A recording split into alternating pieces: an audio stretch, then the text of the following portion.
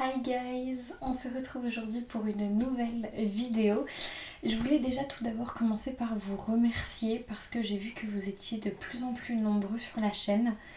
Là, en l'espace de quelques jours, en fait, il y a une vingtaine de personnes qui sont arrivées. Donc comme je suis une petite chaîne, ça fait tout de suite beaucoup de monde. Donc voilà, on arrive tout doucement aux 670 personnes ici. Donc merci beaucoup, ça me fait vraiment très plaisir. Et voilà, je vous invite à regarder un peu les updates, les choses comme ça, si vous voulez en apprendre un petit peu sur moi. C'est une vidéo de ce genre qu'on va tourner aujourd'hui, puisque, si vous ne le savez pas, je suis partie début septembre faire fille au père en fait en Espagne. Et donc je vous ai dit, il y a de cela, on va dire un mois et demi, un mois, que j'étais rentrée et je vous ai dit que je vous ferai un petit update pour vous tenir au courant de tout ce qui se passe dans ma vie en ce moment, puisque j'étais censée rentrer aux alentours de juin en fait. Et je suis rentrée donc aux alentours du 16 décembre, si ma mémoire est bonne. Donc ça va faire maintenant 2 mois que je suis rentrée. Donc du coup je vais vous expliquer un petit peu ce qui s'est passé en bref.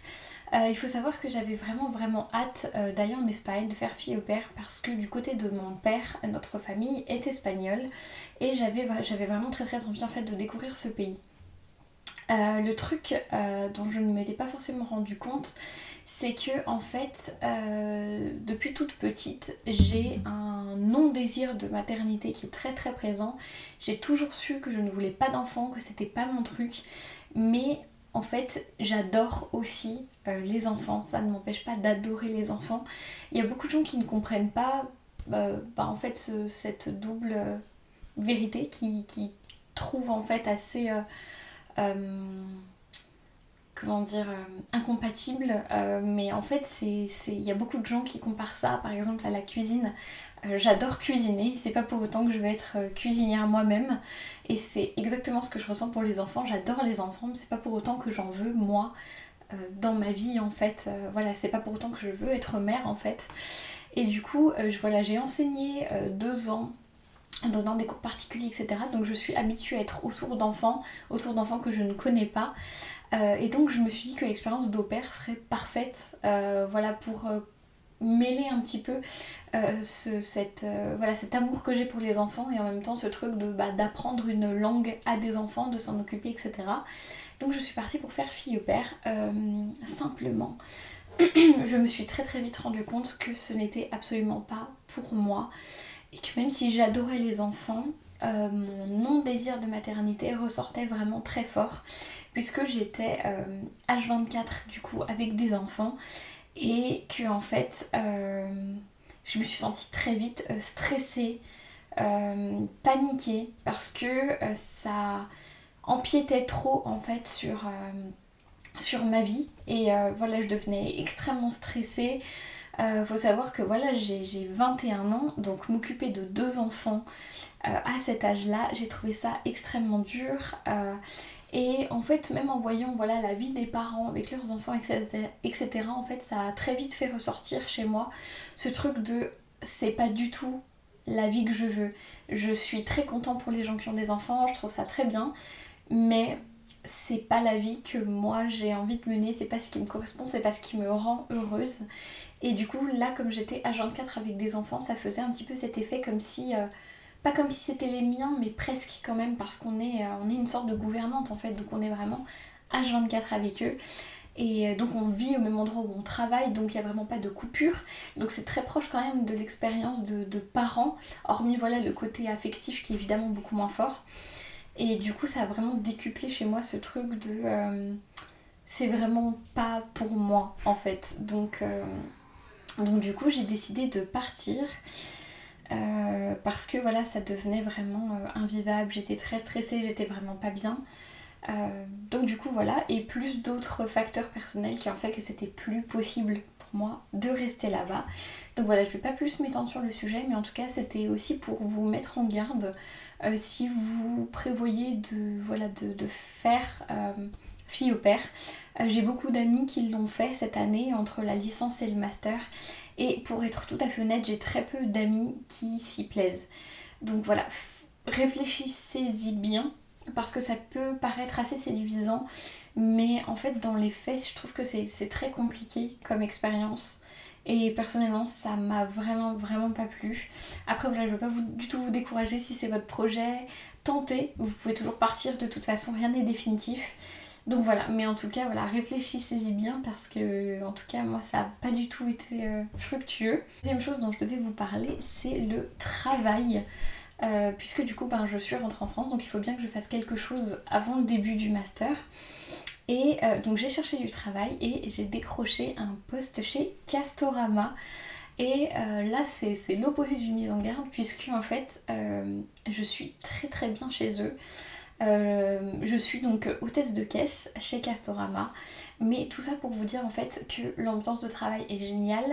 Après évidemment voilà, on a tous des expériences différentes, on est tous différents, donc peut-être que vous avez une horrible expérience voilà, chez Castorama ou quoi que ce soit, mais en tout cas des échos que j'avais eu déjà avant, c'est une entreprise qui est réputée pour être très cool, qui met vraiment l'accent en fait sur le bien-être des salariés, etc.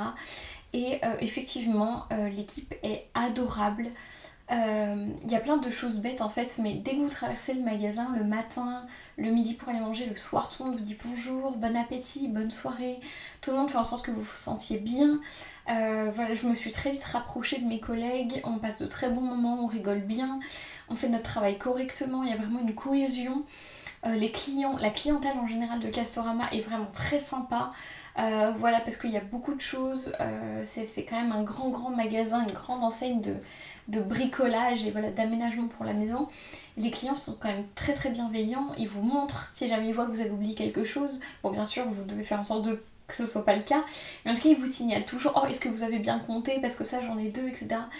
Évidemment, comme dans tous les magasins, il y a des clients pas du tout bien intentionnés, mais la grande majorité des clients Castorama sont juste adorables. Je passe vraiment un très bon moment chez eux. Je suis très fière d'avoir été embauchée là-bas pour 4 mois, du coup j'irai jusqu'à fin mai. Et voilà, je suis très contente de bosser pour eux, donc je voulais aussi le signaler parce qu'on parle souvent de quand ça se passe pas bien. Mais c'est important de signaler aussi les entreprises qui prennent soin en fait de leurs salariés, qui mettent l'accent sur le bien-être. Voilà, mes collègues sont vraiment adorables. Ils te forment, ils prennent vraiment le temps de t'expliquer. Tu te fais pas voilà, disputer pour tout et n'importe quoi. Enfin, vraiment, ils sont très pédagogues. Donc voilà, je passe un très bon moment chez Castorama. Donc si jamais vous cherchez du travail, n'hésitez pas à aller les voir parce que voilà, ils sont vraiment super. Donc voilà pour ça. Et ensuite niveau master, je suis en train de commencer à monter mes dossiers, etc. pour les masters, et j'ai décidé du coup de pencher plutôt vers un master de juriste trilingue. Voilà, j'ai fait 4 vœux. J'ai fait un master de juriste trilingue, j'ai pris 2 masters LEA qui forment en fait à l'interprétation, à la traduction et en général à la médiation linguistique. Ce qui me plaît voilà, toujours énormément.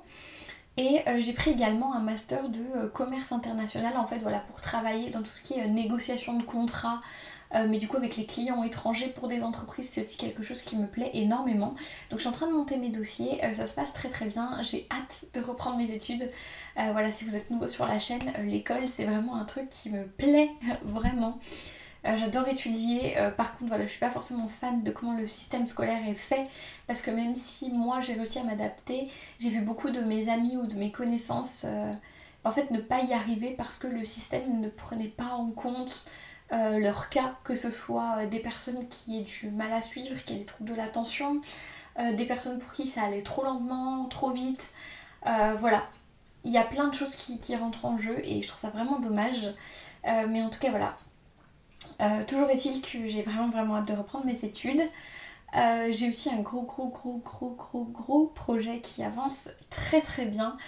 Donc voilà, pas aussi vite que ce que j'aurais voulu, mais qui avance quand même très bien. Donc je suis très heureuse. En règle générale, je trouve que mon année en Angleterre et mon année en Espagne m'ont énormément fait changer. Il y a eu beaucoup de gros bouleversements dans ma vie, des grosses ruptures voilà, amicales. Des gros bouleversements même dans ma vie familiale, etc. Et en fait, je sais pas, je trouve que j'ai énormément changé en l'espace là d'un an et demi, 2 ans. Et j'en suis très contente, pour être honnête. Je trouve que j'ai fait de gros progrès, que ce soit pour vraiment faire du tri dans ma vie et arriver à dire non à un moment. Et surtout, en fait, là où je suis fière, c'est que j'ai réussi à arrêter ce truc d'alimenter, vous savez, c'est-à-dire que vous commencez à exprimer vos ressentis à quelqu'un et en fait généralement si vous n'avez pas beaucoup de chance ça dégénère très vite et en fait on a souvent ce truc de on alimente, c'est-à-dire que la personne répond quelque chose, le ton commence à monter, ça commence à devenir un peu agressif et on a tendance à continuer à essayer d'expliquer et à devenir de plus en plus agressif parce que l'autre nous fait monter dans les tours et tout. Et en fait, je trouve qu'avec le temps, j'arrive de plus en plus à couper en fait, à savoir en fait quand le dialogue n'a plus aucune utilité et à couper court et à juste être en paix en fait.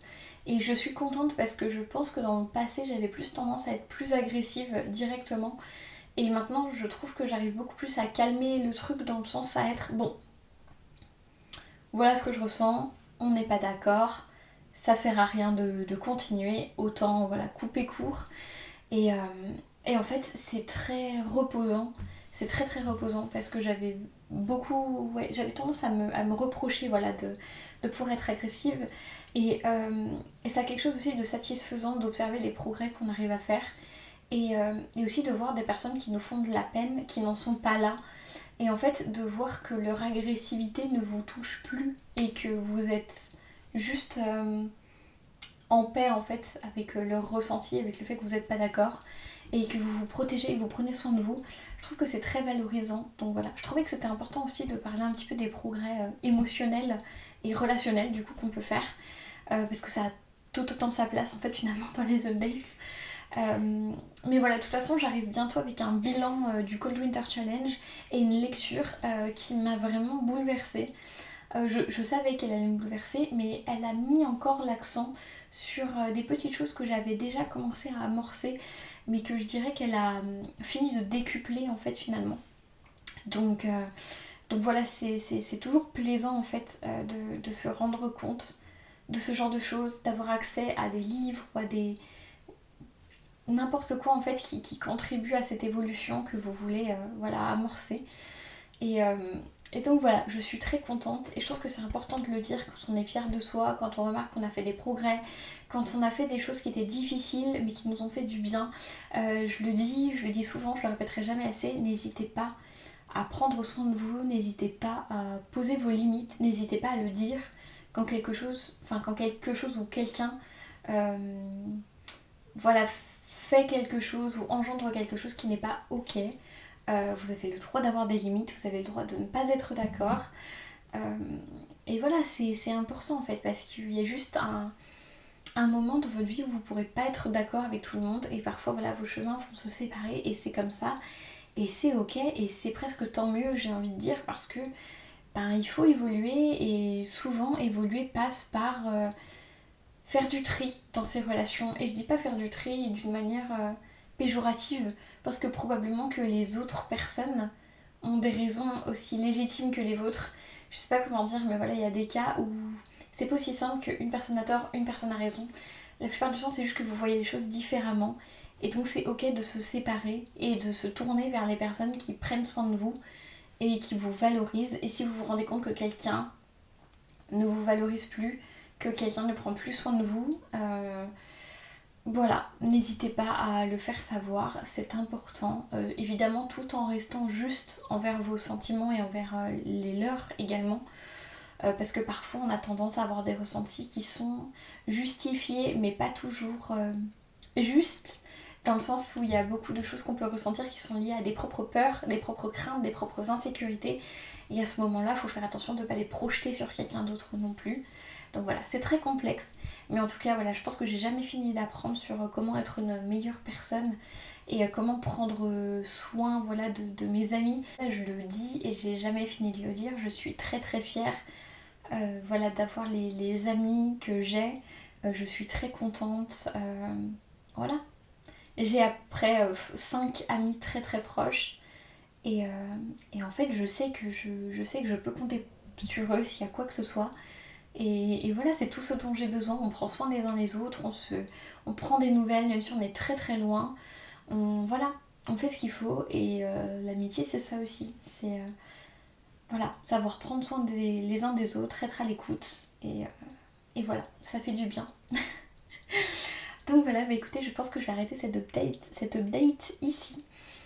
J'espère que voilà, ça vous aura plu. Je sais que ces points assez réguliers quand même, vous les aimez bien. Donc voilà, si vous avez des choses à dire, n'hésitez pas à m'écrire dans les commentaires. Je vous réponds toujours avec plaisir. Merci d'être toujours plus nombreux. Je vous fais de gros bisous et je vous dis à la prochaine. Ciao!